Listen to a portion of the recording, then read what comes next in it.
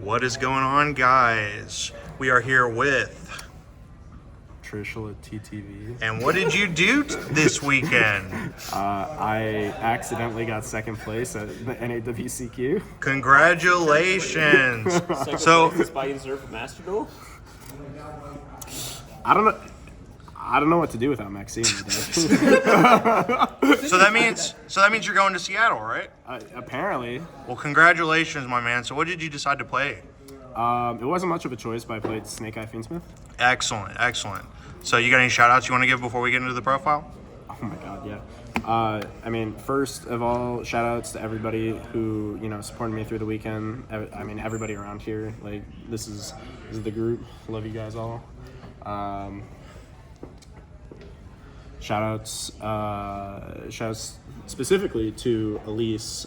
We built the list together, I think, Thursday night, and we played. I think we were 3 cards different inside. It really didn't make much of a difference, I think. Well, I don't know. It wasn't much different. Oh, I can promise you that the difference did not matter. I ogre in the main deck. Yeah. I didn't draw those side deck cards, unfortunately. Well, you did draw one of them. Yeah, I drew it in quarterfinals and it did nothing. No, you drew called by though. That was the other card. That was the other card? Yeah. Oh, yeah. Okay, that card was crazy. That card did everything. But yeah, huge shout outs to Elise. We built the deck together. Main deck was identical, extra deck was identical. Side deck was a little different. Of course, big shout outs to my community on Twitch. They're great. It's party time, boys. Shout outs to all my Master Duel friends, Judy specifically. 1K, just 1K every game, 1K an hour. It got me through Duelist Cup. It got me through this. Follow Glera Fezzo. And also shout out to Mom. Love you, Mom. I hope you're proud of me. But yeah, that's about it. All right, so let's get into the main deck. All right. So I played 3 Snake Eye Ash. I don't. Very innovative. Oh, very innovative. 2 Poplar, 1 Oak, 1 Flamberge, and 1 Snake Eye Diabellstar. Very standard lineup. I don't think any surprises there. I played 3 Diabell, and then 3 Engraver, and 1 Lurie. So I'll talk about these guys because they're brand new. They just came out this weekend, I think. I did not know what these cards did until Friday, because shout outs to Cody for telling Wes to look at me. Hi. Hey, I'm doing my best. But yeah, I didn't know what these cards did at all. I had not tested it all. I've been playing Master Duel. I've been playing other card game too, just in my free time.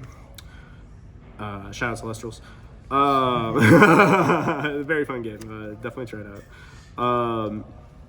But yeah, so I didn't know what these did. Oh yeah, actually, shout out to Jib for the spreadsheet because that's the only reason I knew how to play this deck at all. I was just Friday just like looking over the spreadsheet for I don't know, like 5-6 hours, just trying to memorize as much as I could, and then just live fired it in the event, and it worked. I guess I learned it as best as I could. These guys are crazy though. Lurie is the 1 brick, you have to play it, but you probably know that already. It's not even a brick, really. Yeah, not really. With the new TCG exclusive, this card like still lets you combo, so that card's crazy. For spells, play 3 Bonfire, 3 Wanted, Temple, Original, and Fiendsmith. Tracked lets you add a light fiend from your deck to your hand and then discard 1, so that's why we play Lurie. Just add it, discard it, and then get a free summon. So nothing weird there. Then for the meat of the deck is the defensive card lineup. We played how many hand traps? There's 20. Yeah, 20 main deck hand traps. We played 3 Ash Blossom, 3 Veilers. Shout outs to Danny for lending me these. 3 Nibiru, 3 Droll and Lockbird,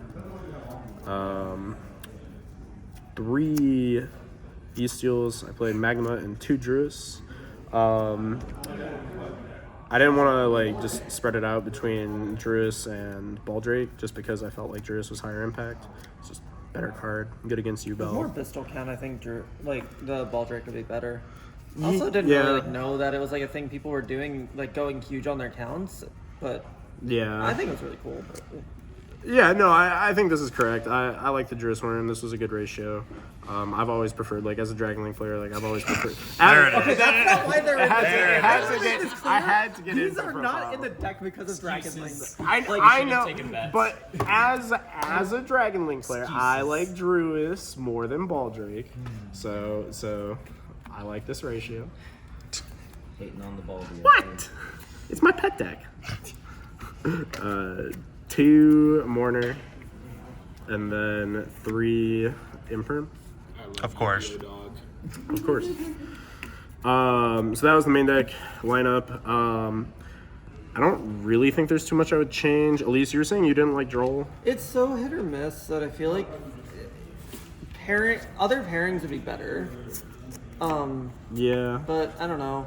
I sided one of these out a lot, even when I went second. So I kind of see that. This card was my favorite Plus, normal like, summon. I wouldn't mind sitting in the 21st hand trap and going to 45. I did like the 45 list. Yeah, 40. I played a lot of 45. It was mostly 45 all weekend. Mostly a couple 46s. Very few 44s. I was playing 44. 44s. Really? Yeah. But yeah, we're talking about maybe making this Ghost Ogre. This was good for me. Like, I won't lie. I didn't lose a mirror match until the finals. So my only non-wins in Swiss were Tenpai. I lost rounds, I think it was 5 and 6 back-to-back to Tenpai. And then I drew to a Tenpai, I think round 10 or 11. And I played, so in Swiss, I played those 3 Tenpais, 2 U-Bells, the rest were mirror matches. Top cut was a Gimmick Puppet FTK, a mirror match, what was my top 16? Is that another mirror? Might have been another. No, I played Runic Stun. Then a U-Bell, and then I played 2 mirrors. Yeah, mirror. So. What was your best normal summon? I watched you do it twice. Yeah, it was way more than twice. Like I did that a lot. They are good normal summons because they're spellcasters. For the extra deck, we obviously played the Fiendsmith extra deck. We played the 1 Lacrima. This is a burn card. This card is so silly. Why does it have a burn effect? Shoutouts time. Shoutouts time. Yeah, this shouldn't have a burn effect. Desiree, just some people just weren't playing this. I don't know why they weren't playing it. You play this card. This card's crazy. How many times did you make it? I don't know, 4 or 5. I wasn't sure how many times you actually got to make it through hand traps and stuff. Well, because sometimes when you get stopped, you have to like end on just Desiree and like equip the sequence. It's like really weird, but like sometimes your like lines just don't work out that way otherwise. So That never happened for me. Really? I only made this card. I only made this card when I got fully uninterrupted, or I made it once against the Tenpai player that I drew to, because I thought I had lethal, but I miscalculated an Nibiru stat. So because I miscalculated the nib. Like I thought I'd played around everything, but unfortunately I didn't because the nib was just too big. I put it in attack when it should have been in defense. So yeah, this card's really cool though. It only came up like once or twice, but it has an effect that when it goes to the graveyard, it can send a card on the field. So against the Gimmick Puppet player, he like droplet, imperm, etc'd me. When I went first, like I made the full board and he just cracked it all with like droplet, imperm, whatever. And then he went to battle phase, he killed this. So I used this to send the field spell, and then I Nibiru'd it and I made phase 2. So it comes up. It is a spot removal. Then we played the new TCG exclusive Necroquip Princess. This card is very crazy. This card just lets you play through so many interruptions. And one of the big things is like people just weren't playing this in their main extra deck for some reason. I don't know why some people were like siding this. That's super wrong. You definitely need this. That was like the last second change we made in the extra deck. Yeah, because we were siding it, right? No, I wasn't playing it at all. I wanted to side other extra deck cards. Yeah. But that's what I wish we did. But Yeah, it's okay. we'll talk about that. That's the real Yeah, thing. I'm glad we made this change because I was so worried about it. Yeah, it didn't come up for me in tournament, but something that we practiced and was kind of cool is there's a line where you can add Engraver back to hand, and then you make this, and then before you search tracked, and then you activate Engraver to search tracked, and then you get a free draw off of this. So sometimes when it comes up, it's really cool, but it didn't come up that often, and by that I mean at all. Then for the links, we play 1 Requiem, 1 Moon of the Closed Heaven, 1 Sequence for this Fiendsmith links. So if you don't know what this stuff does, this is Nightmare Mermaid, basically. You just tribute it to summon a Fiendsmith from your deck, and it requires a Light Fiend. This is a generic Light Fiend, so you play this. And then Sequence is a Miracle Fusion, so it's very, very strong. Lets you do a lot of cool plays. Then for the non-Fiendsmith extra deck, we played 1 Anima. Still got to play Link 1. 1 IP, 1 SP, 1 Hida, 1 Princess, 1 Celine, 1 Access Code, Apollo, Beatrice. So a couple things about this extra deck. No Raging Phoenix, no Zelantis. Or Nightmare Phoenix. So the Raging Phoenix Zelantis stuff, there's like a marginal reason to like not play that, which is like they could have DD Crow, which people are playing right now. So like marginally that, but also just like you don't really want to cut Celine because Celine comes up all the time now. So if you're gonna play an OTK line, you have to play something. So I played Access Code. The big important thing for me was I didn't want to side an extra deck card. To me that just feels like a sign of sub-optimization in deck building. So I disagree. But yeah, that was just a big thing. I wanted all my side deck spaces. The other thing was that we didn't play Nightmare Phoenix. And how did you feel about not playing Phoenix? I honestly, like, it only came up maybe like once or twice where I like couldn't get out of it, and it was only because like I had to use Hida first, and I think that's just something I need to like train myself out of, because I think, I don't know, there's always a way to figure it out. It's just a lot of times it's awkward. Like sometimes I would have to like Flamberg my Princess to like make it so I could keep playing, but like I would still end on something. It was fine, but it was weird. Okay. I did not Flamberge my own Princess. There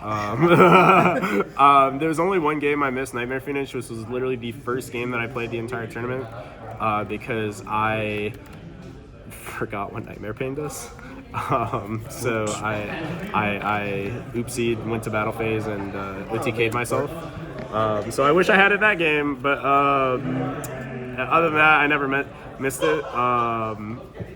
I think whenever I had to make Hida first, I would either just not immediately go for Princess, or if I was going for Princess, I'd find a way to just like get rid of Princess, like maybe using Ash to send it off a field or something like that. I also like didn't make Hida probably that much, like compared to everything else. Like it was only when I was trying to like bait out like ways so that they wouldn't interrupt my Fiendsmith plays, but usually I just always went Fiendsmith first.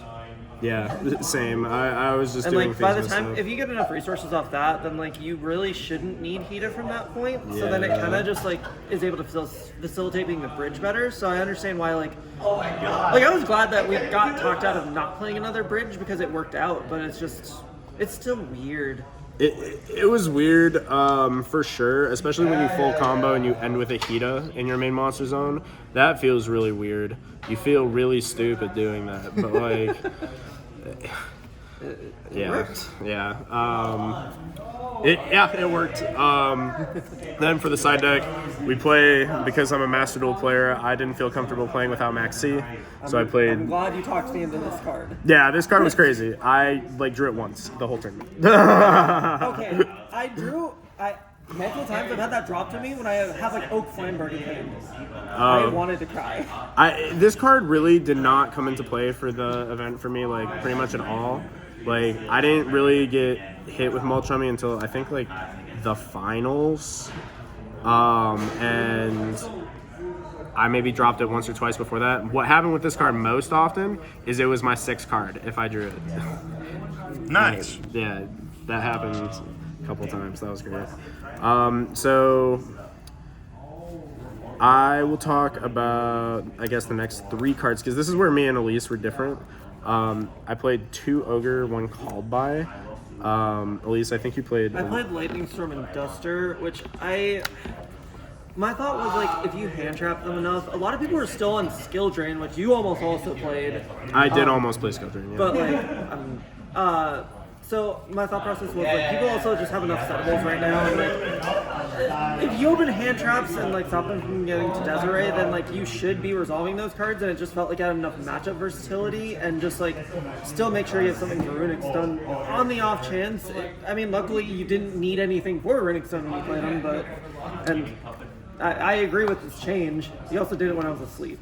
Yeah, so, I guess the context of this event is that, on Thursday night when we were supposed to submit our deck list, there was like a global IT outage. So I was up until like 5:30 in the morning, just like trying to load the pages, trying to submit my deck. Because it would take like half an hour to load every step of the process. It'd take like 10 minutes to register a card on the deck list. And while I was doing that, I was talking to another Twitch streamer, a good friend of mine, and Latin American World's representative from Master Duel, Judy. And he talked me into playing Ogre instead, because he noticed in my list I didn't really have a lot of respect for Tenpai. So he said we should put something in this list for Tenpai. So I was like, well, why don't we throw an Ogre, because I can still side it versus the mirror and it's still good. And so I did that. I never drew it, except for I think the first time I drew this card was top 4, and I used it incorrectly. It did nothing. Like, this card did nothing for me. But I'm glad I had it.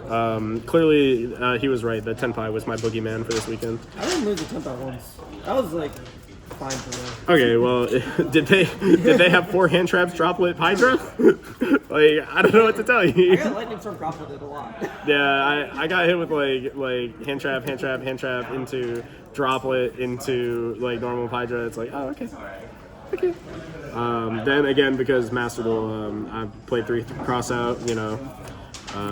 These cards are crazy. Just, Gotta have out Max C. And I almost didn't want to play either. Oh, I guess that's one thing to say. I didn't side Mulchummy for going first to, like, as a cross out target. I had somebody do that to me. I don't think that's correct to do. I think you just let them get a couple draws on you and you just cross out the real threat. Because, you know, I've activated a lot of Max C's in this format, and that card never draws anything. That card does nothing. Speaking of cards that does nothing, Dark Ruler no more. This card, I drew one time. Yeah, this card did send me to Worlds. This card did send me to Worlds. This is the only time I drew this card. I put it in only against U-Bell, which I played in my first 2 rounds, and I played in top 8. And my opening hand, game 3, was very bad. It was Mulchummy, Valor, I think, and then after the Mulchummy draw, I think it was Wanted, Diabell, OSS. Very bad. Nice. And yeah, somehow he just passed on like Phantom plus Rage, and I ripped this off the top. I'm like, oh my god, I'm still in here. But I really don't know how I won that game. Thank you, God, I guess. Cool. And then the last 3 cards is the Degenerate package of Angel of Blue Tears, different dimension ground, and D-barrier. So these cards are getting Beatrice banned, in my opinion. I think that this card is getting banned. So the idea here is that Angel of Blue Tears is a normal spell that when it's in the graveyard, if you inflict effect damage to the opponent, you can banish it to set a normal trap from your deck. And because Lacrima just burns for some reason, you can just set normal trap floodgates. So I played DDG and D-barrier. DDG I felt like was better than Black Goat, partly because I don't know what to call Black Goat. I have no idea. But this card's also crazy because it not only does it hit like the mirror, not only does it hit like U-Bell, like it does double duty there. It's more of like a lingering floodgate, whereas Black Goat's just a single interaction. Also, this hits like random decks. I didn't play against random decks, but if I did, it would have been good. And then the D-barrier, obviously for Tenpai. Not that mattered. But yeah, that was the list. Yeah. Well, cool, man. Any closing words you want to tell everybody? It's party time. It's party time, baby. All right.